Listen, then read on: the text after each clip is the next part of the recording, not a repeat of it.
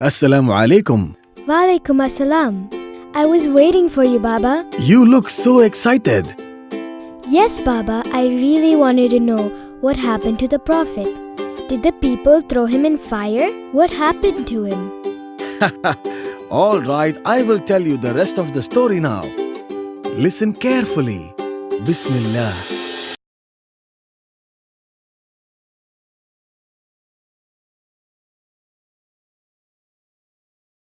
When people realized that it was Prophet Ibrahim alayhi salam who had destroyed the idols, they were really angry.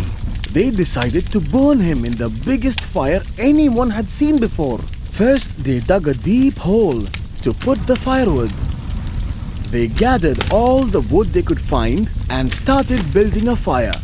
The people kept adding the woods for days and days, and the fire grew stronger and stronger. It is said that the fire grew so strong that no one could go near it because of the heat. It was so tall that not even the birds could fly above it. Many people heard about this huge fire in Babylon and traveled to the city to witness this phenomenon. Then one day the people tied the hands and feet of Ibrahim alayhi salam and placed him on a catapult so that he could be thrown into the fire. It was then an angel from heaven appeared before the Prophet and asked him if he wanted any wish to be granted. The Prophet could have easily asked the angel to save him from the fire, but he did not. I only wish for Allah subhanahu wa ta'ala to be pleased with me, he said. What followed was a miracle. When the Prophet landed in the fire suddenly got cold. It only burned the ropes that tied the Prophet. And no harm came to the Prophet. The Prophet sat there amidst the fire, as if he was sitting in a garden. He sat there and sang praises of Allah. The people couldn't see what was happening, so they waited for the fire to finish burning. And finally, when the fire went out, the Prophet walked out of the fire with not a single burn in his body. The people were shocked to see this. This was a miracle. The God of Ibrahim must be the true God, some of them said. But most of them were still angry with the Prophet for destroying the idols. They decided to take the Prophet for a trial to the king's palace.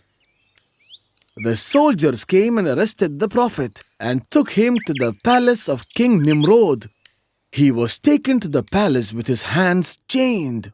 Nimrod had heard that the Prophet had shattered the idols he worshipped. "Tell me why you smashed the idols we worship," he asked the Prophet. "They were false idols. They were not God," replied the Prophet. "Then who is the true God?" Nimrod asked. The Prophet politely replied, "There is only one true God, Allah subhanahu wa ta'ala. He gives life and death." The king got angry when he heard the Prophet. He stood up angrily and said, "I can give life and death too. Wait and I'll show you." He asked his soldiers to bring 2 of his slaves to the courtroom. He asked the slaves to kill the first one. The guard, on hearing the order, struck the sword and killed one of the slaves. "You see, I can give death," said Nimrod proudly. "Now kill the other one too," said Nimrod to the guard. But before the guard could strike the slave with his sword, he asked him to stop. He then shouted to the guard, "Don't kill him, let him live." He then turned to the Prophet and said, "I can give life too. You just saw that."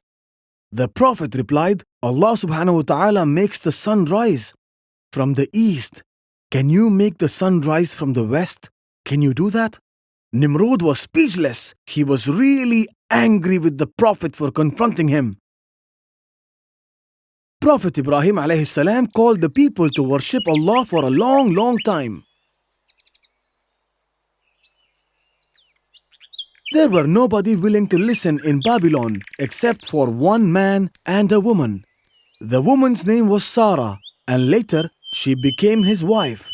The man's name was Lut, who would later become a prophet as well. After years of calling people to Allah, the prophet realized that nobody else was going to listen to his words. So he decided to migrate to another country. He wanted to spread the message of Allah in another nation. The prophet then asked his father to join him, but he refused.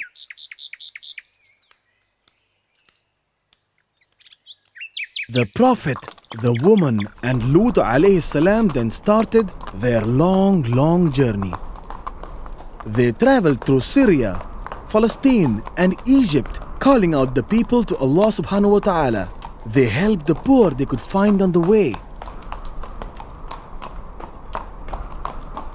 And they did many good deeds that made people happy. In the meantime, the Prophet Lut alayhi salam migrated to the Dead Sea and settled down there.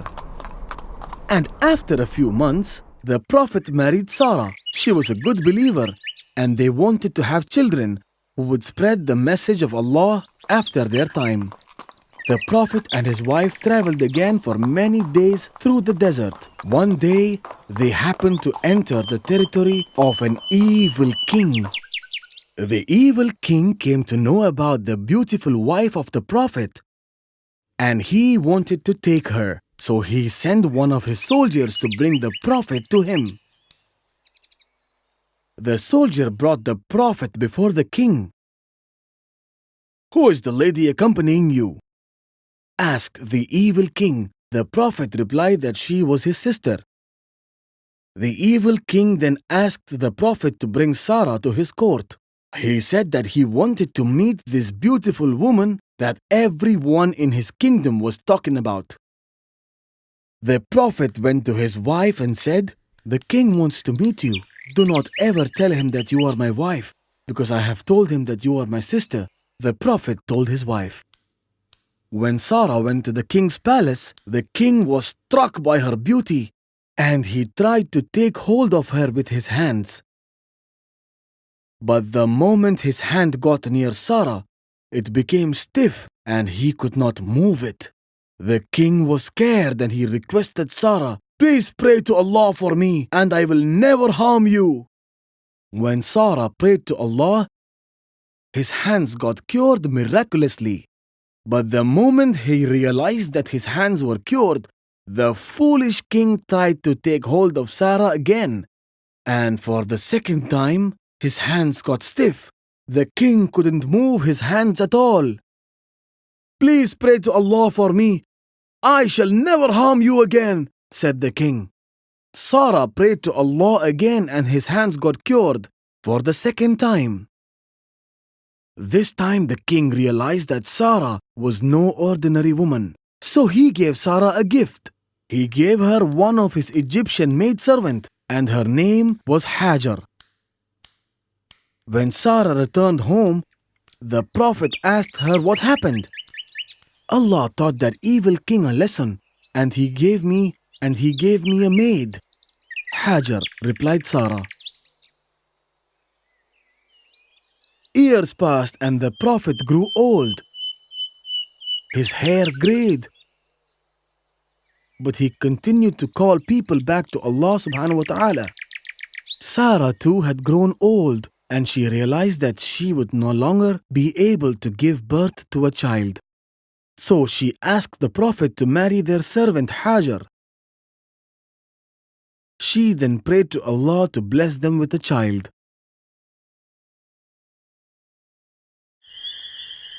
After a few months, Hajar gave birth to a child, and they named him Ismail. By now, the Prophet had grown very old. One day, the Prophet woke up. He felt like Allah wanted him to do something. So he went to Hajar. "Get Ismail," he said. "Get ready for a long journey." Ibrahim alayhi salam and his wife with the baby in her arms kept traveling for a long time. They walked for many days till they reached the dry valley of the desert near the Al-Marwa mountain. There were no fruits, no trees, no food, and no water either. No signs of any life could be found in the valley. The Prophet then left his wife and son with a small amount of food and water. This was hardly enough for both of them to last for 2 days. The Prophet then turned around and started walking away. His wife hurried after him. "Where are you going, leaving us in this barren valley?" she cried to him. But the Prophet did not answer her and kept walking away. She called him again, but the Prophet remained silent and walked away. Finally, she understood that the Prophet was not acting on his own. She realized that Allah had commanded him to do this. "Did Allah command you to do so?" she asked him. The Prophet shook his head and continued walking.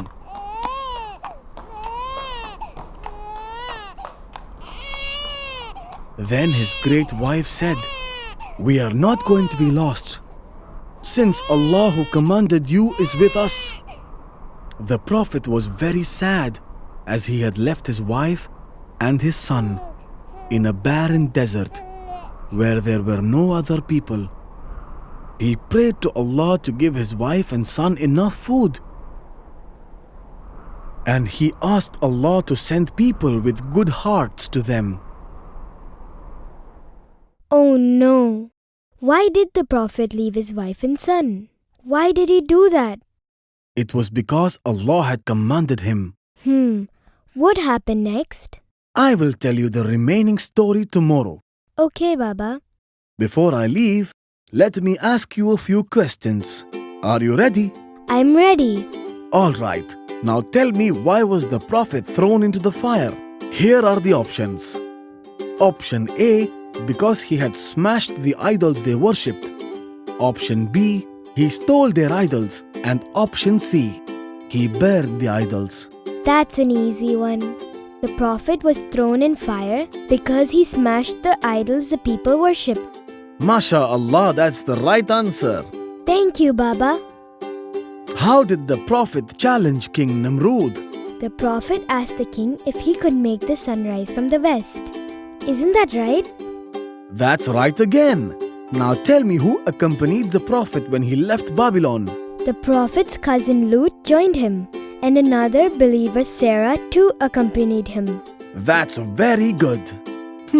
What was the name of the Prophet's first son? It was Ishmael alayhi salam. MashaAllah, that's right again. It's time for me to leave. Insha'Allah, I'll tell you the remaining story tomorrow.